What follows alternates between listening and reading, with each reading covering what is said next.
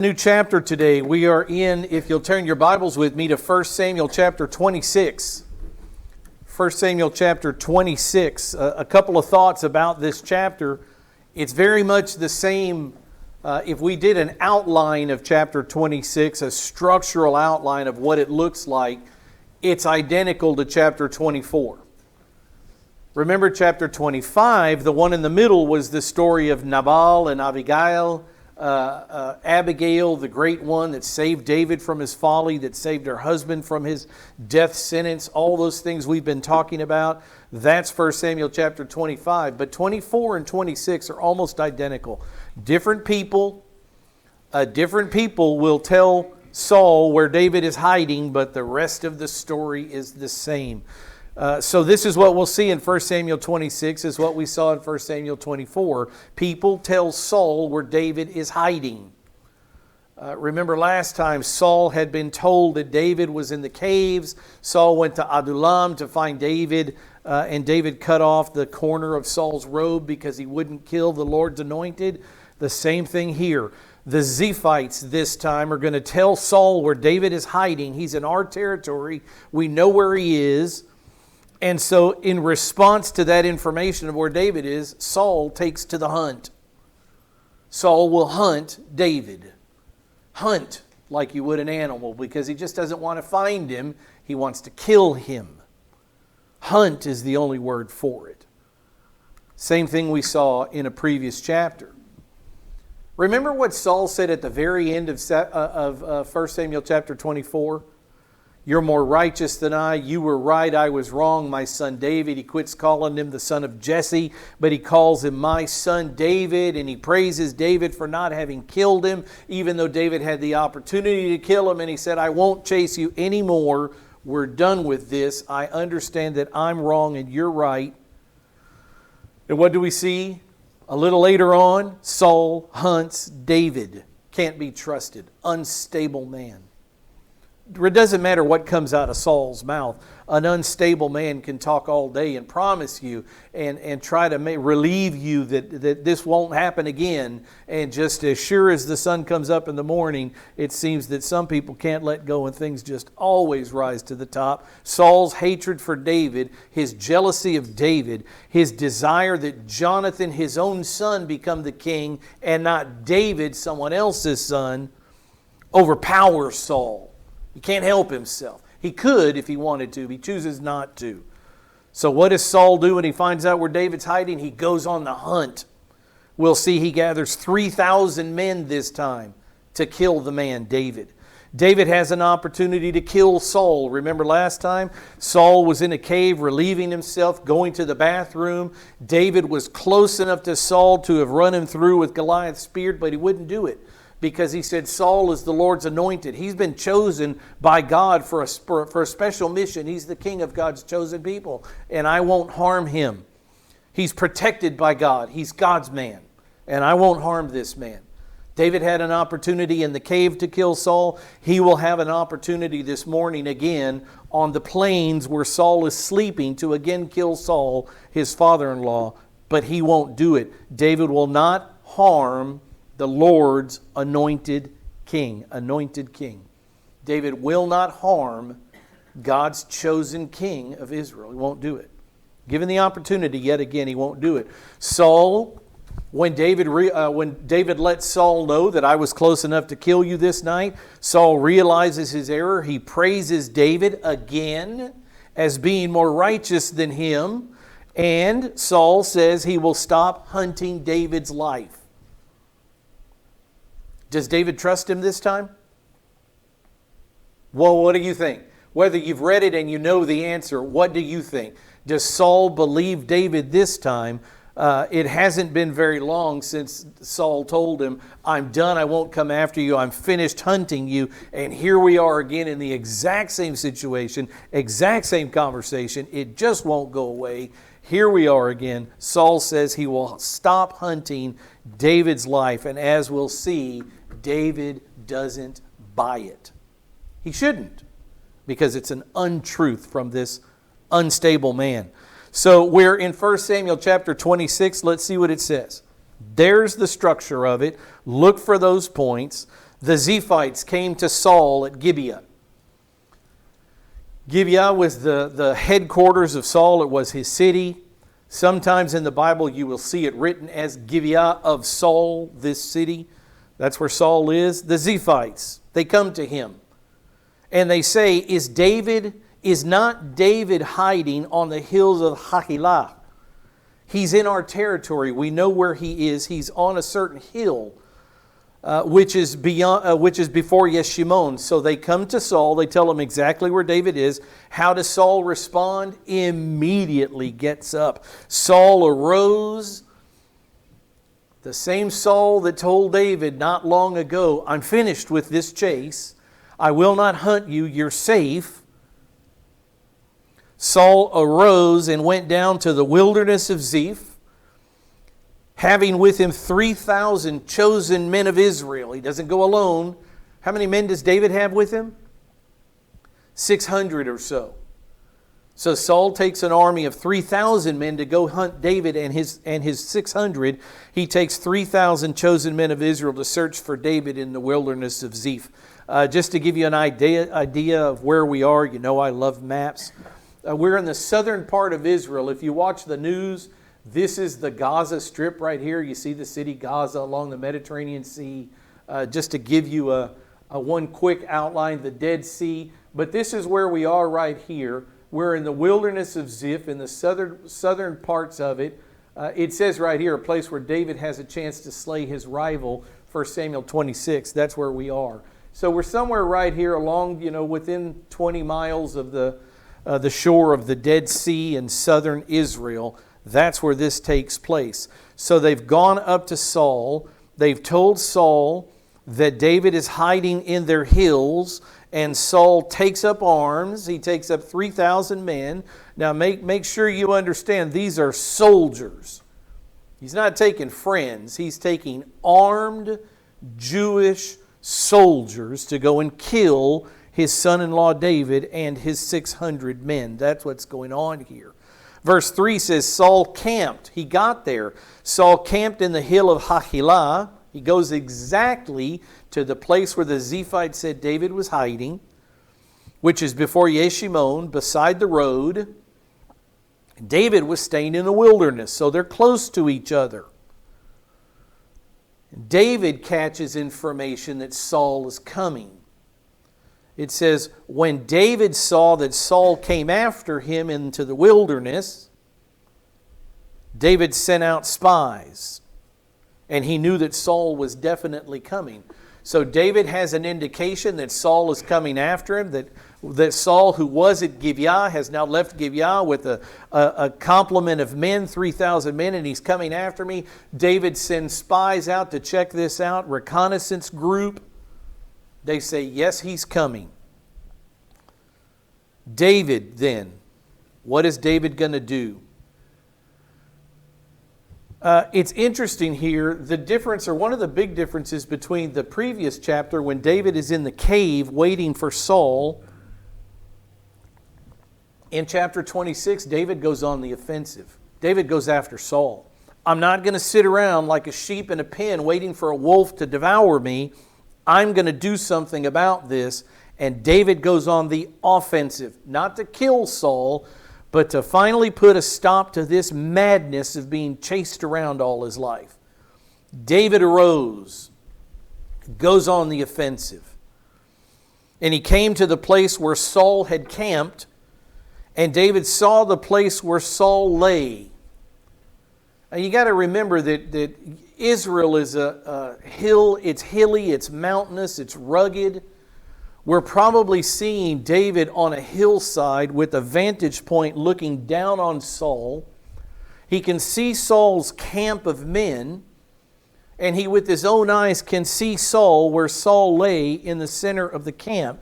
The camp is set up in a circular way with Saul protected in the middle of the 3,000 men. David sees this. So David arose, he came to the place where Saul was camped. He saw the place where Saul lay. He sees this man, Abner, if you will, Abner, the son of Ner, the commander of his army. So he not only sees Saul sleeping, Shaul, But he sees Avner, the commander of Saul's army, there sleeping. And Saul was lying in the circle of the camp, and the people were camped around him. So they had made a buffer around Saul, thinking that they could protect him by encircling him. The problem is they were all asleep. And David realizes this. David said to Ahimelech the Hittite and to Abishai the son of Zeruiah, Joab's brother, this is what David says, "Who will go down with me to the camp, or to Saul in the camp?" David is looking for one other person who will go with him through the encircled soldiers as they sleep to get to the center of the camp, to Saul, King Saul, his father-in-law. He asks for a volunteer. Who wants to go? Then Abishai said to David in verse 8, went too far. "Who will go down with me to Saul in the camp?" And Abishai said, "I will go down with you." Now, just a little bit of genealogy so we know who's who. David had a sister whose name was Zeruiah. You see her name here, Zeruiah. This is David's sister. Abishai and Joab are brothers, the children of David's sister. That makes them what to David? His nephews. They are David's nephews. The commanders of David's army, when David becomes king soon, are his nephews, Joab and Abishai. They are his nephews, the children, the sons of his sister Zeruiah. So those are the players. David calls out for a volunteer. His own blood, his nephew, says, "Uncle David, I'll go with you." So we have the army, 3,000 men. I just want to paint this picture of the courage that it took David to do this.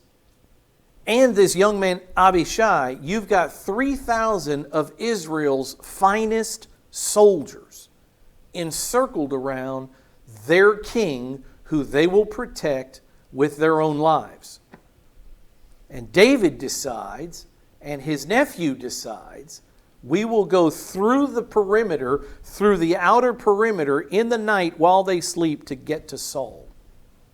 Courage on both of these men's part. It says in verse 7, "So David and Abishai came to the people by night. And behold, Saul lay sleeping inside the circle of the camp with his spear in the ground at his head." Remember what Saul had used that spear for at least twice before? He tried to pin David to the wall. As David played the harp in the palace for Saul, Saul tried to pin David to the wall with this spear. And now David sees Saul laying, sleeping, with the spear pounded into the ground, standing upright with its point into the ground. And he also sees beside it his water bottle, his water jug.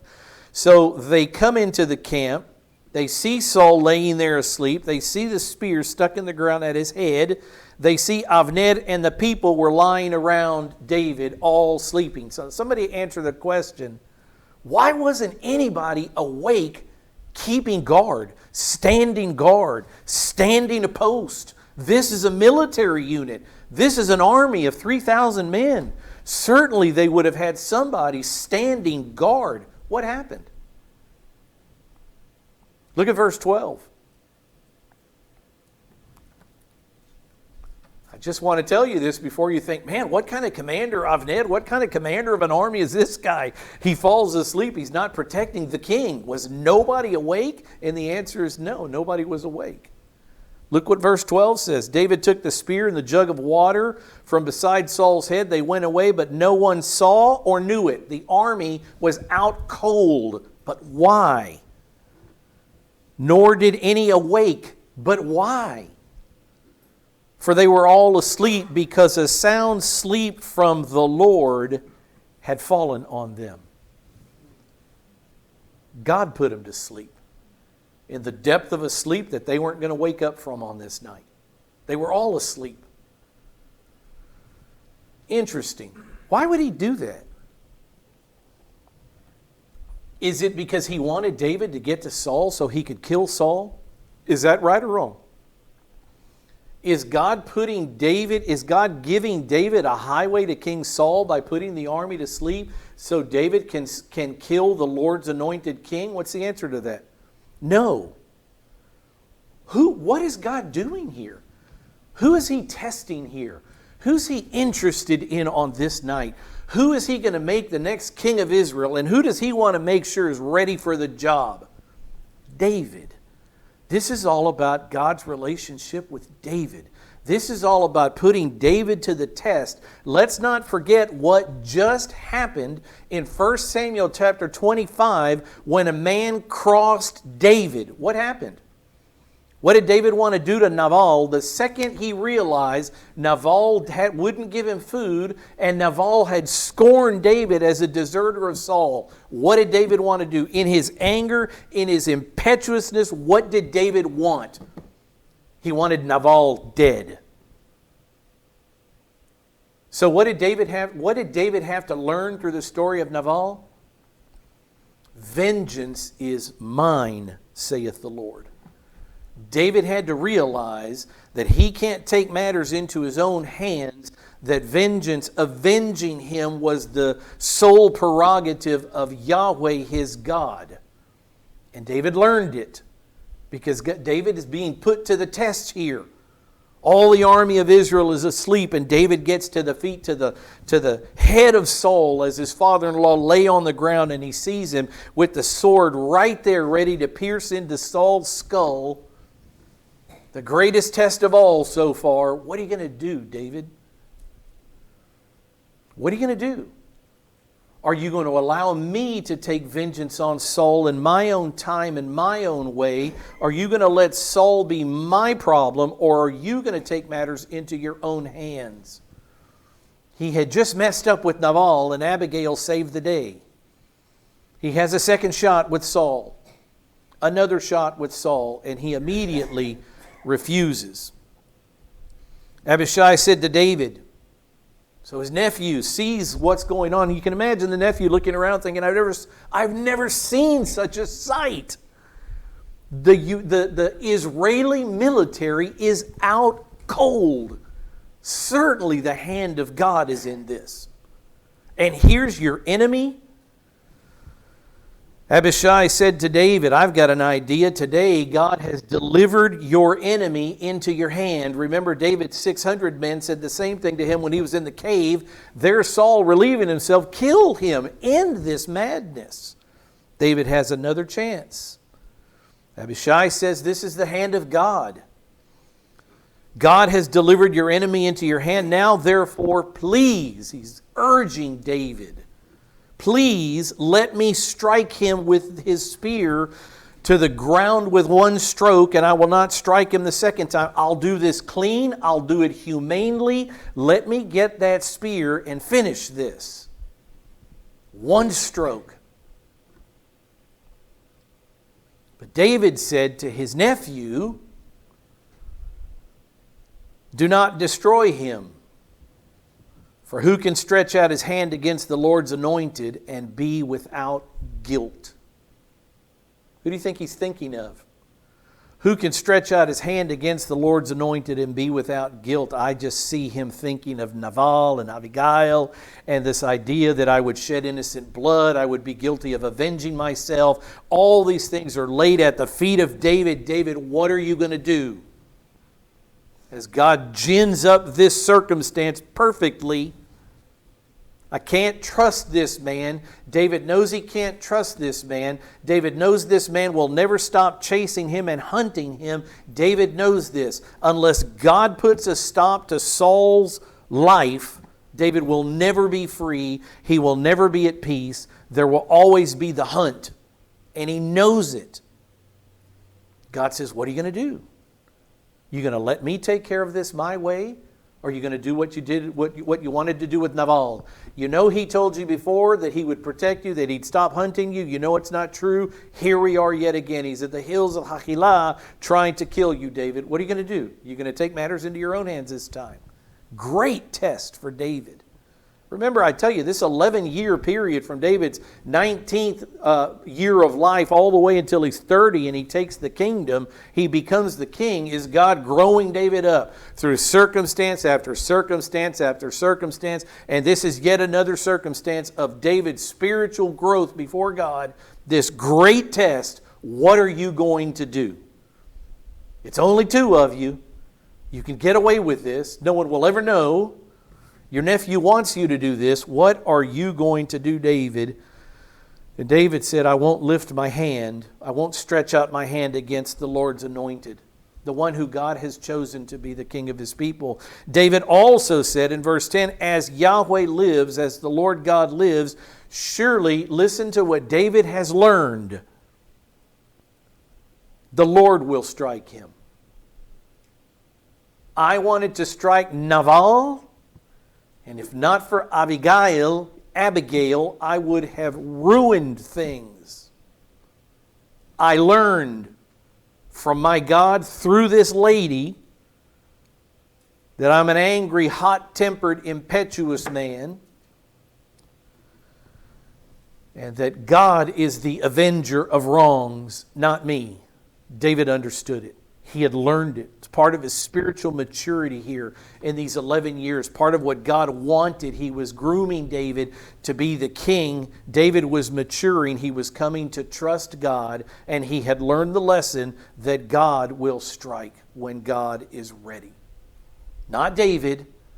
God does this. It's a beautiful lesson, beautiful. We get to watch David grow up, in essence, through the Scriptures. David said, as the Lord lives, surely the Lord will strike him. I don't have to do this. I don't have to raise my hand against him. I don't have to avenge myself. It's not my job. God has prerogative here. He's taken this from man. God deals with this, not me. David had to learn this. The Lord will strike him, or either the Lord will strike him dead one day, or his day will come that he dies. One or the other, natural death, or the Lord will see him die in battle, which is what happens on Mount Gilboa. The Lord will see Saul die in battle, or he will go down into battle and perish. Either way, let God deal with it. I will not raise my hand against the Lord's anointed king. Won't do it. He has learned. The Lord forbid, he says in verse 11, the Lord forbid that I should stretch out my hand against the Lord's anointed. Count how many times, I think 3 or 4, he continues to call Saul the Lord's anointed, the Lord's anointed. The same word, Mashiach, which is used for Jesus Christ, the Messiah, the word anointed here. He's called out, he's special, he's singled out for a mission. He's the King of Israel, God's chosen people. He was anointed with the priest, the high priest Samuel's oil. He's a special man on a special mission, this man Saul. And why would I stand in God's plan, in the way of God's plan, and stop God's king from being king? This is a special thing that he has been chosen. The Lord forbid that I should stretch out my hand against the Lord's anointed. But now please take the spear. He tells Abishai, his nephew, we're not going to do that, but we are going to do something. We didn't come here for nothing, son. Take the spear that is at his head and the jug of water and let us go. So David now has taken the spear and the jug of water, just like before he took the corner of Saul's robe, to show Saul, I was close enough to finish you. So David took the spear, the jug of water from beside Saul's head. They went away, but no one saw it or knew it, nor did any awake. For they were all asleep, because a sound sleep from Yahweh had fallen on them. This is all God's built circumstance to test David. David crossed over to the other side. Look what David does. He makes sure he gets a decent distance from Saul. 3,000 army men, when they awake and see that their king has been that their king has been approached at such a close distance. I'm sure they were angry. David makes sure he's far enough away out of danger. David took the spear.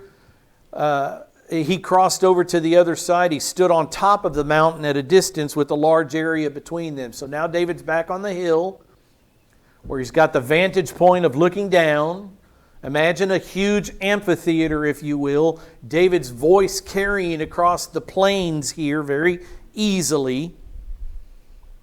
David has something to say. Remember, David doesn't know how Saul's going to react when he wakes up and realizes that his spear and his jug of water are gone. He's an unstable man. Can't be trusted. So David makes sure that he's at a proper distance away. And he speaks. David called to the people and to Avner. First, he has something to say to the army that was supposed to be protecting the king of Israel. Remember who David is. He was the former commander of the armies of Israel. He was Saul's number one. So he understands what it is to protect the kingdom and protect the king. He had done it. So David called to the people and to Avner, the son of Ner, the commander of Saul's army, and he said, "Will you not answer, Avner?" Avner replied, "Who are you who calls to the king?" David said to Avner, "Are you not a man? And who is like you in Israel? You're the commander of God's armies. Why then have you not guarded your lord the king? For one of the people came to destroy the king your lord. This thing that you have done is not good." He casts judgment on Avner and says, this is what should happen to you. And make no mistake, if David was still the commander of Saul's army in good standing, it seems that David would have had this done instantly. Breach of your duties calls for death. This thing that you have done is not good. As the Lord lives, all of you must surely die. You're called to protect the king, and if you can't, you should be killed. You let the king's life be in danger, you should be killed for it. Interesting that David is not in control of the army, because if he was, it seems very clear that he would have had this done. You did not guard the Lord your God. You did not guard your Lord, the Lord's anointed. He calls, this is the third time. And now see where the king's spear is and the jug of water that was at his head. In case you don't believe that you didn't guard the king, look at these two items. His spear and his personal jug of water. I was there last night. Interesting that now Saul steps into the picture. Remember, David is talking to the armies and scorning the armies for their lack of trust or their lack of protection of the king. And now Saul steps into the picture. Verse 17 says, Saul recognized David's voice. How could he not? David was in his presence since he was 12 years old. David is at the end of his 11 years now, probably 27, 28, 29, very close to age 30 when he will take over the kingdom. Saul's known him for over a decade. He's been in and out of the palace playing the harp for Saul. He then married Saul's daughter Michal. He's been in and out of the family gatherings, tables, meals. How could Saul not know his voice? He's his son-in-law. Of course he knows who he is. Saul recognized David's voice. And he said, "Is this your voice, my son David?" Trying to make amends, David said, "It is my voice, my lord the king." Respectful, calling him, "You are the Lord's anointed. You are the king. You are the leader of Israel." And I still bow to that. Respect for authority. David also said, "Why then is my Lord pursuing his servant?" Not only do I have a respect for who you are and your leadership and your rulership as the chosen anointed king of Israel, but I'm still your servant. I'm true to the anointed king. The only reason I'm running, the only reason I'm not in your palace, the only reason I'm not serving you right now is because all you want to do when I'm close to you is kill me. My heart hasn't changed. Yours has. I'm still in your service. If you would stop this madness. Why then is the Lord pursuing His servant? Why are you chasing me? Why don't you let up on this? Why are you so sure that I have to die? For what have I done, or what evil is in my hand? Remember before, this had been settled. Outside of the cave, 1 Samuel chapter 24, the conversation had been had. This had been settled. David had done nothing wrong. David was not a criminal. David was a fugitive because he had to be, because Saul wouldn't stop chasing him. But David had done nothing wrong, and Saul admitted to it. So he says, why does this continue? I thought we settled this. Verse 19, he says, now therefore, please let my lord the king listen to the words of his servant. Listen to me. He's speaking of himself. David keeps calling himself his servant. The Bible is full of that, speaking of yourself in the third person.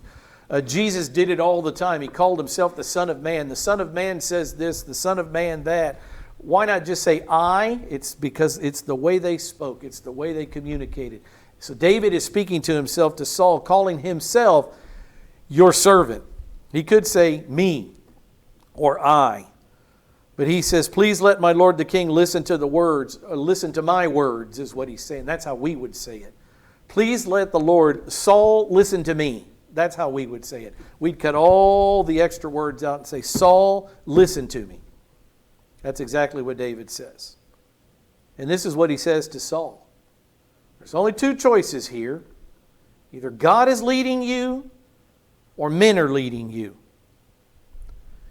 And he says, if Yahweh, the Lord, has stirred you up against me, then let him accept an offering.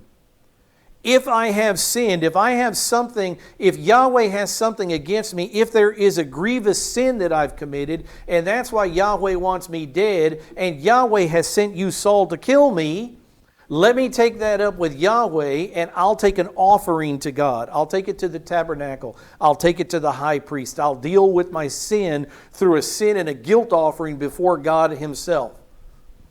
What else has David learned? Not only, see, this is avenging thing again.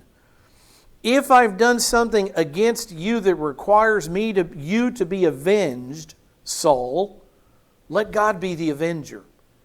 If I've done something wrong, if I've sinned against you, if there's something so grievous that I have to take it that God has sent you to kill me, then let God be the avenger, not you, not your hand. Let me take this up with God the way I have learned that God is the avenger, and I let Him take His relationship up with you, Saul, personally.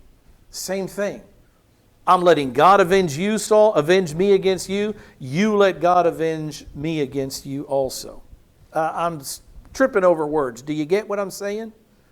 God is the avenger. David has learned it. Not only has he learned it in his own life, he's offering it to his father-in-law now. You're wrong for what you're doing. If this is an avenging issue, then let God do it. And if God is doing it, I'll go directly to God through the high priest, and I'll take care of this with my God. You are not the avenger of blood.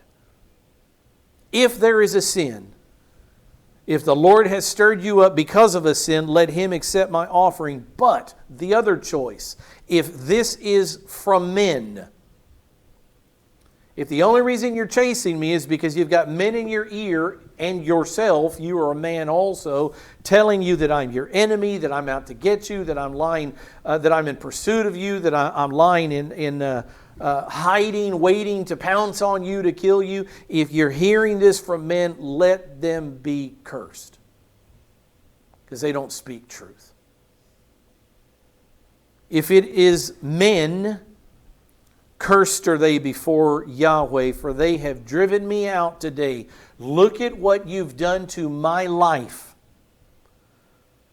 Men are leading this, and I know they are, and look at what it has done to my spiritual life with my God Yahweh. He says, they have driven me out today so that I would have no attachment to the inheritance of the Lord. saying, go and serve other gods. What David is saying here is that it isn't Yahweh who's leading Saul, it's men, false men with false accusations against against David, with an unrealistic view of what's going on in the kingdom, and men have driven David away from his homeland. And if David has been driven away from his homeland, from Israel, and from the tabernacle, they've driven him away from the public worship of his God Yahweh. If David wanted to take a sacrifice to the tabernacle, is he free to go in to the land of Judah, to the tabernacle? Is he free to do that now? Or is he being chased by someone who wants him dead? He has no freedom. He can't do this. So what he's saying here is these men, by driving me away from my homeland, they've driven me away from the public worship of Yahweh. I can't bring my lamb. I can't bring my turtle dove. I can't bring my ram or my bull. I can't bring an offering. Because you, Saul, have been listening to improper counselors, and you have continued to build in your head that I want you gone and I want your throne, and I'm willing to do anything to get it. You've driven me out of the land. If I want to publicly worship God, I can't do it. I'm outside of the land, away from the tabernacle. You are blocking me from publicly serving the living God, Yahweh. And if you're blocking me from serving Yahweh, you must expect me to go and serve other gods beside Yahweh. That's what he's saying. In my running for my life in 11 years, have I been to the tabernacle? Have I been able to properly worship my God? I can worship Him personally, but have I been able to properly adhere to the mandates of the Mosaic Law, take my sin offerings, my guilt offerings, my burnt offerings annually? Has David been able to do that? No. Why? Because Saul wanted him dead and wouldn't give David peace. That's what David says here.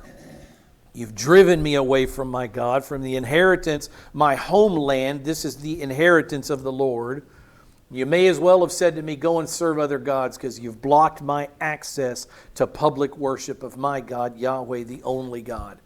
Verse 20 says, now then, do not let my blood fall to the ground. He's pleading for his life from the king, from Saul. Do not let my blood, David says, don't kill me. I'm a single flea. Don't let my blood fall to the ground away from the presence of the Lord, for the king of Israel has come out to search for a single flea, just as one hunts a partridge in the mountains. I'm no better than a single insignificant bird. Please leave me alone. Let me be. Leave me alone. Stop the hunt. Stop trying to kill me. I'm telling you, I'm insignificant. Why is it that God's chosen king for God's chosen people has mustered 3,000 men of God's chosen army and come after a single man who's innocent of all things related to Saul? Why are you doing this? What a total and colossal waste of time, money, energy, royal money, God's time, God's king. How is it that you're wasting all of this time and effort and your focus is on me, a single flea? The Philistines are making raids into Israel, but you're more interested in me, who wants to be your servant and the commander of the Jewish army against the Philistines. But you're keeping me from doing that, keeping me from public worship by constantly trying to chase me and kill me. What a waste of time. So just as in chapter 24, when David cut off the corner of Saul's robe, here we see Saul understand that David easily could have killed him if he would have chosen to. Verse 21, Saul speaks. Saul said, I have sinned. Return. Come back. Come back home. Come back into the homeland. Come back into Judah. Come back to the tabernacle. Worship as you want to worship. Return, my son David, for I will not harm you again. Is that a truthful statement? No. It's an emotional statement. And I'm sure at the moment that Saul spit it out, emotionally, that he thought he meant it. He thought he could do this, but it's not true. He says, return, my son David, for I will not harm you again, because my life was precious in your sight this day. As precious as my life was to you, your life has now become to me, David, and I won't harm you. Nonsense. Given another chance, Saul would have put that spear right through David's chest. David knows it. And that's why at the beginning of the next chapter, David says, I will never be safe from this man. The man is telling him right here. I mean, when a man speaks, you have to believe him, right? You have to take him at his word, right? That's the way we want the world to be. But some people just can't be taken at their word. You know who those people are. And Saul is using all this flowery language that, okay, we're done, it's settled. But David knows better. I'll not harm you again, because my life was precious in your sight this day. Behold, I have played the fool. He's right about that. Saul is. And have committed a serious error. He's right about that too. It all sounds good, but it's lip service, and David knows it. Verse 22, David replied, behold the spear of the king. Now let one of the young men come over and take it. I'll give you your spear back. It's yours. The Lord, listen to David's words here concerning vengeance. Concerning the fact that Yahweh rewards righteous people and Yahweh takes vengeance against wicked people. David has finally learned. And when you go read David's Psalms, so many of the Psalms have this flavor, have this theme in them of being avenged for the wrongs. The wicked will fall. When I go into your tabernacle, into your house, I'm at peace in your home. David understands what it is to be in the tabernacle around the priesthood. David understands what it is to publicly worship, and he loves that. He misses it. He'll spend the next 40 years of his life in this tabernacle worshiping God. He wants to be back in the promised land among his people Israel. You see this thematic thing go through David, so many of his Psalms. The Lord rewards the righteous and curses the wicked. He says in verse 23, the Lord will repay each man. He's learned it finally. He repays men for good and He repays men for bad. It's not my job. It's His. The Lord will repay each man for his righteousness and his faithfulness. For the Lord delivered you into my hand today. He tested me. He put me at your sleeping body.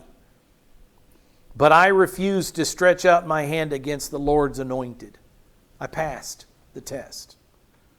Now behold, as your life was highly valued in my sight today, David says, I did value your life. I let you keep your life. So may my life be highly valued in the sight of Yahweh, and may He deliver me from all distress. Who is David counting on here in this verse to protect him from Saul? Is he counting on Saul's words that I have played the fool, I won't harm you again, my life was precious to you? Does David put any weight in the words of this man, King Saul, his father-in-law, or not? No, he doesn't. Where does he put all his weight? What basket does he put all the eggs of his security in? In Yahweh the Lord Himself. Look what he says. May my life be highly valued in the sight of Yahweh. I don't care what you think about my life, because you're an unstable, untrustworthy man. And just as soon as the sun rises tomorrow, you'll come after me tomorrow again. And I know that. But may Yahweh protect me, and may Yahweh take a vengeance for me against you in His own way and in His own time. That's what he says. May God, Yahweh, deliver me from all distress, including you, King Saul. He's learned. David's learned. What a maturing man. He's learned that Yahweh is his avenger, his defender, his deliverer. It's not Saul. He has no trust in Saul. Verse 25, Saul said to David, so back and forth the conversation here. Blessed are you, my son David. You will both accomplish much, and you will surely prevail. You will win. So what do you see? In the next phrase, David went on his way, and Saul returned to his place. Now, if David trusted Saul, where would David go? Back into Judah to worship at the tabernacle, publicly worship the way he wants to, but he doesn't, because he doesn't trust Saul. He knows he can't trust Saul. So David goes his way, while Saul goes back into the land to Gibeah, back to the palace. So Saul says here that he's finished chasing David, will no longer seek to kill him. David doesn't believe him. Look at chapter 27. Look at the first verse in chapter 27. David said to himself, now I will perish one day by the hand of Saul. Does David believe Saul's empty words? No, not at all. You say my life is precious and you'll stop all this? I don't believe any of that. It's nonsense. Coming out of your mouth, it's got no value. This will come up again and again and again, and every chance you get, you will strike. And he knows it. He puts his safety at the feet of God. May the Lord deliver me from all distress. Interesting here, as far as the biblical record is concerned, and what I mean by that is if you keep reading this book from the pages we are to the end of the Saul's life, we don't have another account of Saul hunting David. It seems here that he had finally resigned himself to the fact that Yahweh would anoint David as the next king of Israel, and that Jonathan, Saul's son, would not be the king of Israel. That the dynasty of kings that Saul wanted will never be. It seems that Saul has finally resigned himself to that fact, finally realized, I can't change God's plan. He has anointed David. I know of that. I want Jonathan to be the king. I want my dynasty, my family name to continue being the kings of Israel. It seems that he had finally come to understand he could not force the hand of God. And we just don't see Saul chasing David again. Look at this verse. We're going to close in these verses.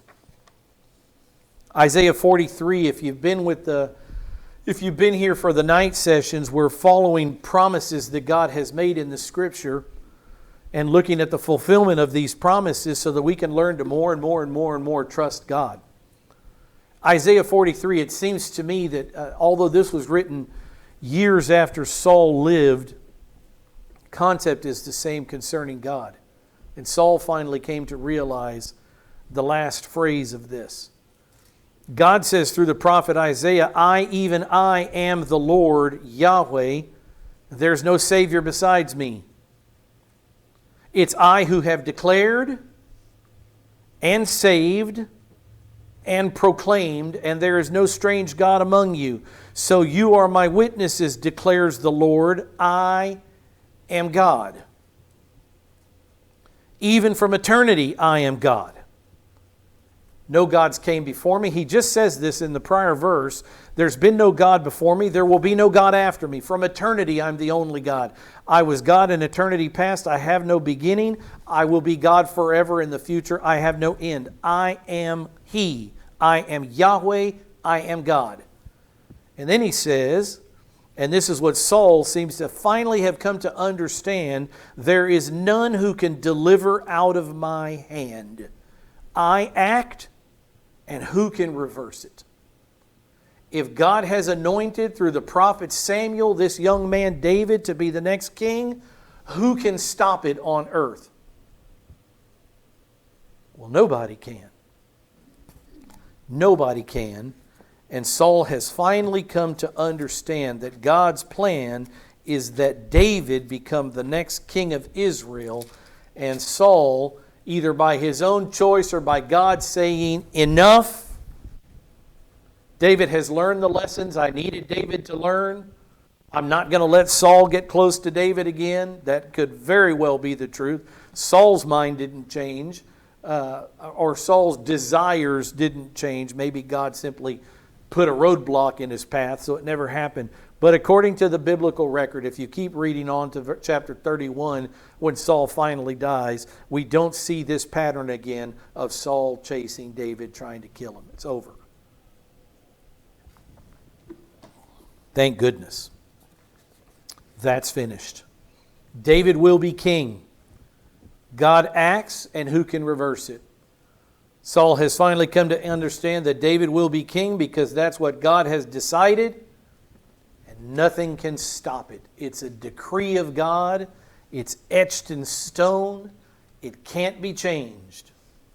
And that's what the Lord says here in Isaiah chapter 43, verse 13. I alone am God, the eternal God, and when I decide things and author them into my plan, nothing can change it. And Saul had to learn the hard way, and he will learn the hard way as we get to Mount Gilboa soon, and God will kill Saul by the hand of a Philistine arrow. It's interesting when you read the end of David's life. You read the end of Saul's life, and Saul dies by a Philistine, an enemy arrow that God would cause to kill Saul. But when you get to the end of great David's life, it says something like, and David went peacefully at a ripe old age, with his children around him. Oh, I wish I could find it.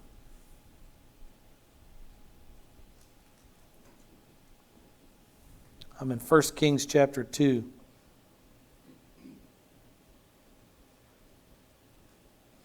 David slept with his fathers and was buried in the city of David.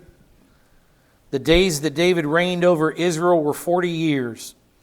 7 years he reigned in Hebron, and 33 years he reigned in Jerusalem. And Solomon sat at the throne of David his father, and his kingdom was firmly established. But there's more in there about David's condition and the age and the ripe old age, and maybe it's in Chronicles that it speaks of that. Saul would die by an enemy spear. David would die in his own bed in his own palace, surrounded by his own people. The right way. There's a difference in the way God avenges Saul here. We'll see that next time. Let's close in prayer.